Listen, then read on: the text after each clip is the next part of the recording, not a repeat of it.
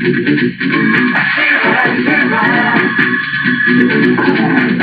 am Edora, He-Man's twin sister. It seems I need to defend my honor as a warrior. I too had to fight off many a henchman before getting captured. However, I can challenge and easily win against my protégé for the honor of Grayskull and to prove my position as the Princess of Power. What was that all about? A little test of my own to see what type of man my brother is trying to engage me to. Besides, it's important that the real She-Ra isn't thought of as weak. Whether you or me, fear of She-Ra is what protects Etheria.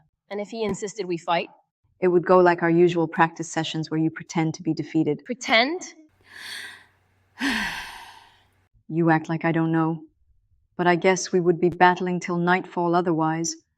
Plus, it seems he's already enamored by you. What sorcery did you use?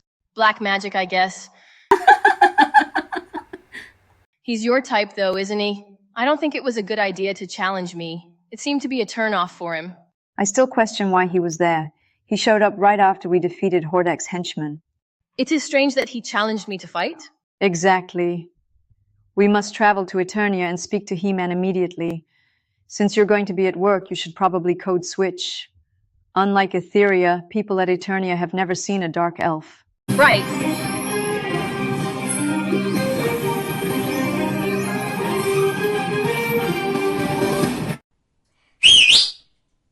When I hear you call, I'll fly to you.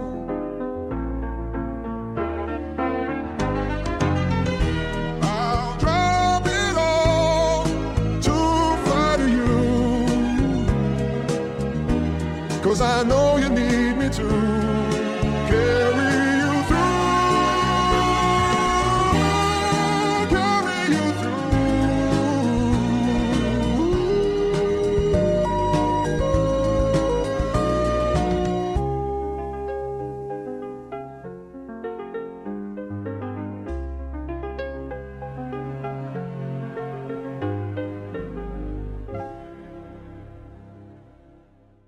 So the story of She-Ra continues.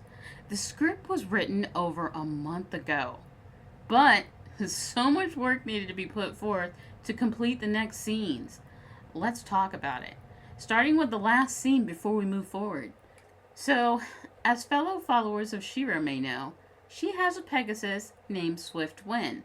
Lucky for me, I own a Pegasus from Disney's Hercules that I could use for this series. Unlucky for me, the wings are mechanical. I hadn't touched it in years, and they weren't working.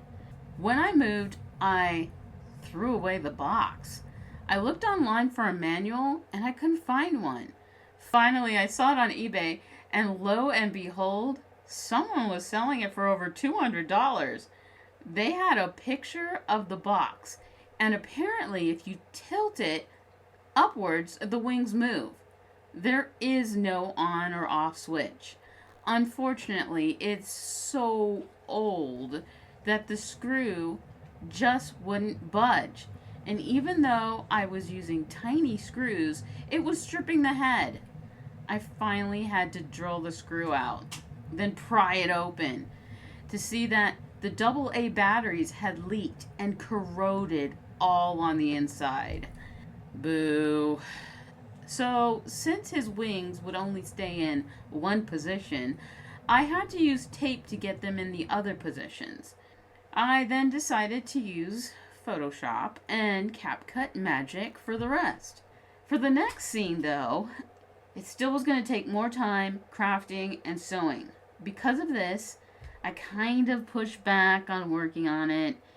If you don't know, He-Man's backstory is a little bit like Disney's Princess Jasmine. I know that sounds funny, but it's true. He's actually Prince Adam, but he sneaks out of the kingdom to the battlefront to fight against Skeletor and other enemies. So I had to arrange for clothes for Prince Adam to wear.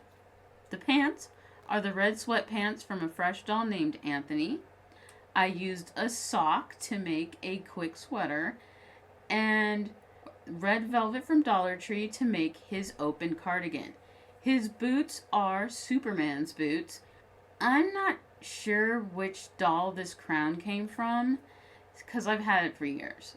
In order for the She-Ra and her attendant to enter the court and appear before the prince, they have to be dressed as ladies.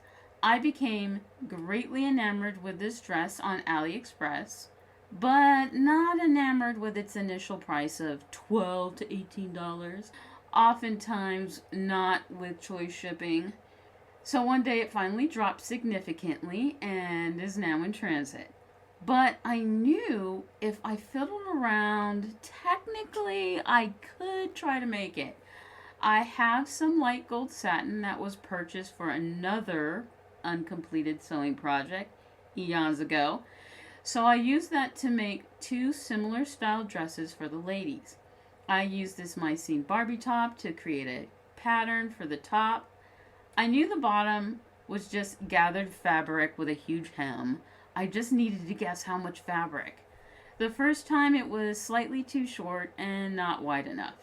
I ended up going back and adding a layer and making some adjustments for the night elf, Shia's dress. For She-Ra, I added enough material to have a huge skirt, but I made the bottom half more of a wrap. Ultimately, I like how they both came out, and I appreciate that they are similar, but not exactly like the dress that's coming in the mail. It's easier for me to get things done when I have a clear vision. The storyline is clear, but the path is murky. Edora needs to confront Prince Adam about the engagement to the King of Crystal Caves inside the throne room. Throne room means castle, and that's where I had a bit of a mental block on creating the stage for this next scene.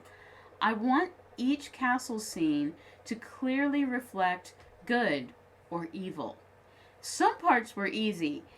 It should have a fancy tile floor. It needs to be a large open room, perhaps a marble backdrop with gold lame windows. I like the thought of using the bay window for this castle to represent transparency, wealth, and safety. I'd have to make a small pillowcase covered in red velvet to make it look more opulent. What would be even more grand is if the window was more intricate and bejeweled. So I cut out an arch to go around the window. Everything has to be removable, so I can reuse these same pieces for other scenes and other projects. I feel like every ornate room has columns, so I bought these candle holders, and I thought that they would be excellent for the base of a column. Of course, any paper towel holder or cylindrical cardboard core would make an excellent column. I just covered it with the same marble applique I use on the backdrop. I wasn't exactly sure what I would do with the top, but I had these round half eggs that were from the Miniverse capsules that I felt would work to sit atop. I just glued bottle caps upside down so they can easily sit atop, and I spray painted them gold. The other thing this room is going to need is a platform for the throne to sit on, because no throne room is complete without a throne. I saw this little wooden box, and as soon as it opened, I saw the perfect throne. Anything wood was sprayed with gold paint. I cut up sponges to fit inside to be the cushions for the seat and the back, and I covered them with the same red velvet. Luckily, my Dollar Tree, which is always ransacked and struggling to keep stock, actually had dowels, which I used for the legs. To cap the dowels off, I used large beads, and then I bejeweled the whole throne. Something was missing. A grand castle door. I just cut that out from cardboard. I perforated the board evenly using a ruler as my guide in order to make it look like planks. Then, using water paint pencils, I hand drew the wood grain. I glued on mini anchors to be the door handles and wrapped the door with black ribbon so you couldn't see the cardboard fluting.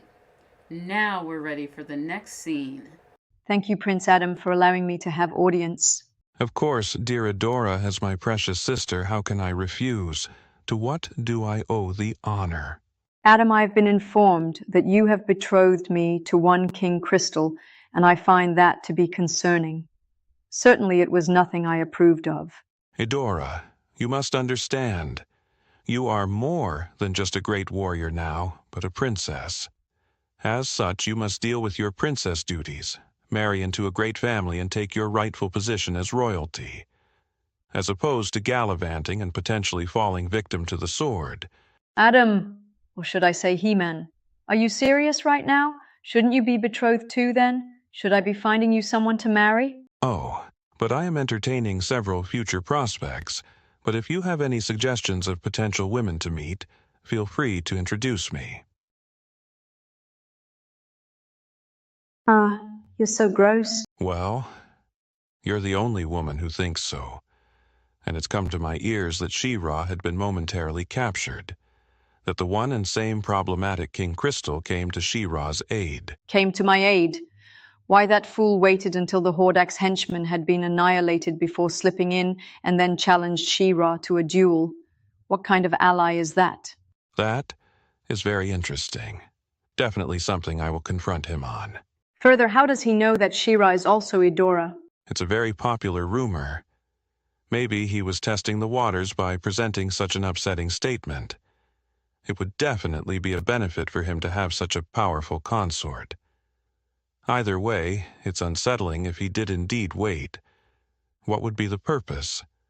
What are his ultimate intentions? I will question him and then consult with you. Are Edora's suspicions about King Crystal valid? Will Prince Adam get in Edora's way of protecting Etheria as She-Ra?